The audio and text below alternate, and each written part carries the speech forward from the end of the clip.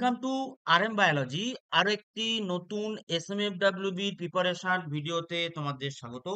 তোমরা প্রত্যেকেই জানো আমি তোমাদের উত্তরণ ব্যাচে বায়োলজির কিন্তু পুরো চ্যাপ্টার ওয়াইজ ক্লাস করাচ্ছি। দুদিন আমার শরীর খারাপ থাকার কারণে কিন্তু ভিডিও আসেনি। আজকে তোমরা দুটো ভিডিও পেয়ে যাবে। একটা বায়োলজি যেটা অলরেডি তোমরা দেখছো, এবং আরেকটা হচ্ছে কেমিস্ট্রি, যেটা আমি তোমাদেরকে বলেছিলাম যে রবিবার দিন তোমরা একটা কেমিস্ট্রির ভিডিও পাবে। তো এখানে তোমরা কেমিস্ট্রির কিন্তু চ্যাপ্টার ওয়াইজ নয়, কেমিস্ট্রির কিন্তু স্যাম্পেল সেট পাবে।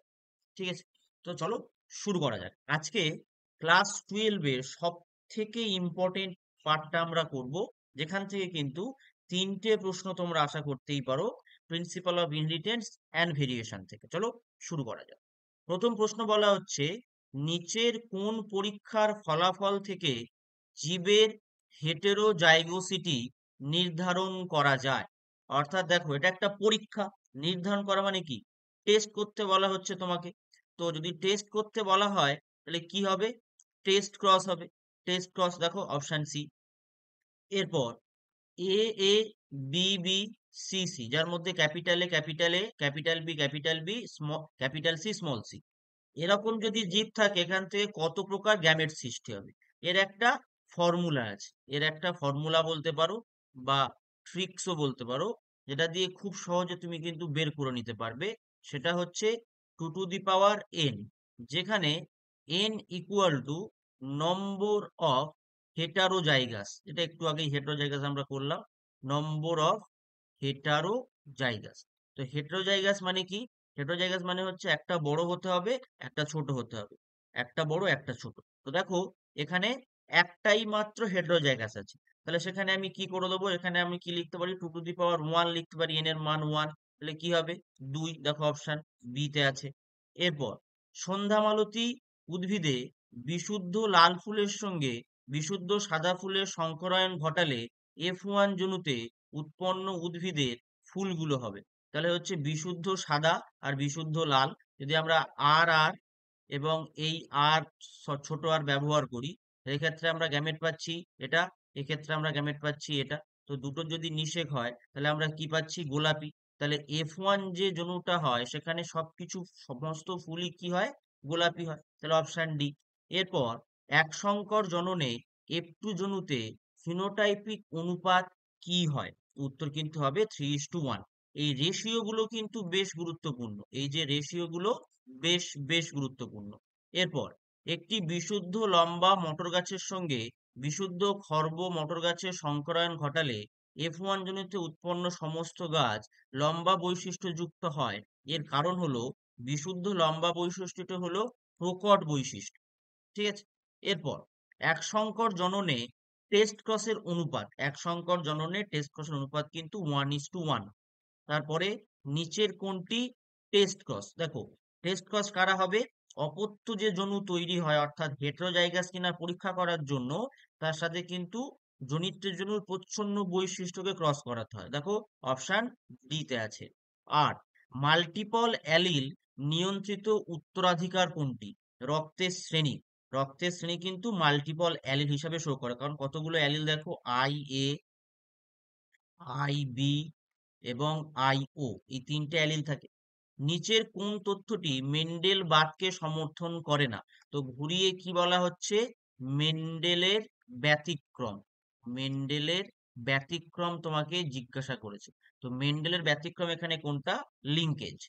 তারপর নিচের কোন ধর্মের দ্বারা একজোড়া জিনের ক্রিয়া অন্য যুগ্ম জিন দ্বারা বাধাপ্রাপ্ত হয়? এপিস্ট্যাসিস। 10 নম্বর কোশ্চেনটা 8 আর 10 সেম হয়ে গেছিল বলে স্কিপ করে গেলাম।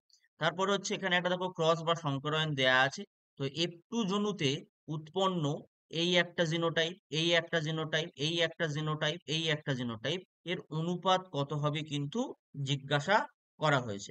তো এক্ষেত্রে যে উত্তরটা হবে সেটা কিন্তু এটা, অপশন বি। এরপর জেনেটিক শব্দটি সর্বপ্রথম ব্যবহার করেন, জেনেটিক শব্দটি সর্বপ্রথম ব্যবহার করেন কিন্তু বেটেসন। লিঙ্কড জিনের পৃথকীকরণকে আমরা কি বলবো? আমরা বলে দেবো ক্রসিং ওভার। তারপর স্বাভাবিক পিতামাতার একটি অ্যালবিনো সন্তান থাকলে দ্বিতীয় সন্তানটি শতকরা কত ভাগ অ্যালবিনো হওয়ার সম্ভাবনা থাকে? এটা উত্তর হবে প্রায় 0%। প্রায় 0%। বংশগতিবিদ্যার জনক কাকে বলা হয়? বংশগতিবিদ্যার জনক বলা হয় কিন্তু মেন্ডেলকে। দ্বিসংকর জননে টেস্ট কস অনুপাত কোনটা হবে? এটা। তারপর একটি জীব দুটি সমপ্রকৃতির অ্যালিল যুক্ত হলে তাকে আমরা কি বলবো? হোমোজাইগাস। দুটি যদি অসম প্রকৃতির হয় হেটারোজাইগাস। তারপর সংকর অপত্য ও বিশুদ্ধ প্রচ্ছন্ন বৈশিষ্ট্যযুক্ত জনিত্রী ক্রসকে আমরা বলবো টেস্ট ক্রস। Test cross. এরপর টার্নার সিনড্রোমে নিচের কোনটি দেখা যায়? এটা আমাকে কমেন্ট করো। আজকে 40 খানা প্রশ্ন আছে, তো 3-4টে প্রশ্ন আমি তোমাদের কিন্তু কমেন্ট করতে দেবো। তো প্রথম 20 নম্বর প্রশ্নের উত্তর তোমরা কমেন্ট করো। এই যে ক্যারিওটাইপ গুলো বই থেকে অবশ্যই অবশ্যই খুব ভালো করে করে রাখবে, এবং এই ক্যারিওটাইপ গুলো কিন্তু আমাদের যে স্টাডি মেটেরিয়াল আছে, প্রিমিয়াম স্টাডি মেটেরিয়াল, সেখানেও কিন্তু পুঙ্খানুপুঙ্খভাবে বলে দেয়া আছে কার কোনটা ক্যারিওটাইপ হয়। তো যারা স্টাডি মেটেরিয়াল কালেক্ট করতে চাও এই পার্টিকুলার নাম্বারটাতে যোগাযোগ করতে পারো, এখন কিন্তু বেশ ভালো একটা ডিসকাউন্ট অফার চলছে। আমরা 21 নম্বর প্রশ্নে চলে এসেছি, অত্যন্ত সহজ একটা প্রশ্ন, যে ডাউন সিনড্রোমে ক্রোমোজোম সংখ্যা কত থাকে? ডাউন সিনড্রোমে ক্রোমোজোম সংখ্যা কিন্তু 47 হয়ে যায়। তারপর এটা একটা ক্যাপিটাল টি স্মল ওয়াই, তার কিন্তু সেলফিং করতে বলা হয়েছে বা স্বনিষেক করতে বলা হয়েছে বা স্বপরাগযোগও বলতে পারো। সেটা ঘটালে ক্যাপিটাল ওয়াই ক্যাপিটাল অনুপাতটা বের করতে বলেছে। যদি এটা আমরা এখানে নিয়ে আসি, তাহলে এখান থেকে আমরা 2n সূত্রে ফেললে তাহলে আমরা গ্যামেট পাবো কটা? গ্যামেট পাবো কিন্তু 4টে। তাহলে 4টে ইন্টু 4টে টোটাল 16টা হবে। তো 16টার মধ্যে আমরা বিশুদ্ধ যেটা বিশুদ্ধ পাবো কিন্তু একটা করে, মানে পুরোপুরি বিশুদ্ধ প্রকট পাবো একটা, বিশুদ্ধ প্রচ্ছন্ন পাবো একটা। তাহলে 1/16 হয়ে যাবে আমাদের উত্তর। দেখো 1/16 কোথায় আছে? অপশন বি তে। তারপর নিচের মিউটেশনের কোনটি বংশধরদের মধ্যে সঞ্চারিত হবে না? সোমাটিকটা। তারপর নিম্নলিখিত কোন রোগটি লিঙ্গ সংযোজিত? বর্ণান্ধ রোগটি লিঙ্গ সংযোজিত। প্রকরণের প্রধান উৎস কোনটা? মিউটেশন। নিচের কোনটি মানুষের মধ্যে মানসিক প্রতিবন্ধী সৃষ্টি করে? এটা কিন্তু একটা বংশগত যে রোগগুলো হয়, সেই বংশগত রোগের যদি তোমরা লক্ষণ পড়ো, সেই বংশগত রোগ থেকে প্রশ্ন। তোমরা এই প্রশ্নের উত্তরটাও কমেন্ট করো, এই প্রশ্নের উত্তরটাও কমেন্ট করো। তো এগুলোর জন্য কিন্তু তোমাদের কি প্রয়োজন? তোমাদের ইনফরমেশন দরকার। সেই ইনফরমেশন কিন্তু তোমরা স্টাডি মেটেরিয়ালে পেয়ে যাবে। স্টাডি মেটেরিয়াল কালেক্ট করতে হলে এই দেয়া নাম্বারে তোমরা কিন্তু যোগাযোগ করে নিতে পারো। নিচের কোন জিনোটাইপ আরবিসির উপরিভাগে অলিগোস্যাকারাইড উৎপন্ন করতে পারে না? দেখো I A I A I A I B I A I O আর আই ও দেয়া আছে। এই পার্টিকুলার যে জিনোটাইপটা হয়, এটা কিন্তু কোনো ধরনের শর্করা উৎপন্ন করতে পারে না। তাই এরা কি বৈশিষ্ট্যের হয়? তাই কিন্তু এরা প্রচ্ছন্ন বৈশিষ্ট্যের হয়। তো উত্তর কি হয়ে যাবে? উত্তর হয়ে যাবে কিন্তু আই ও। তারপর ক্লাইনফেল্টার সিনড্রোমে ক্রোমোজোম থাকে।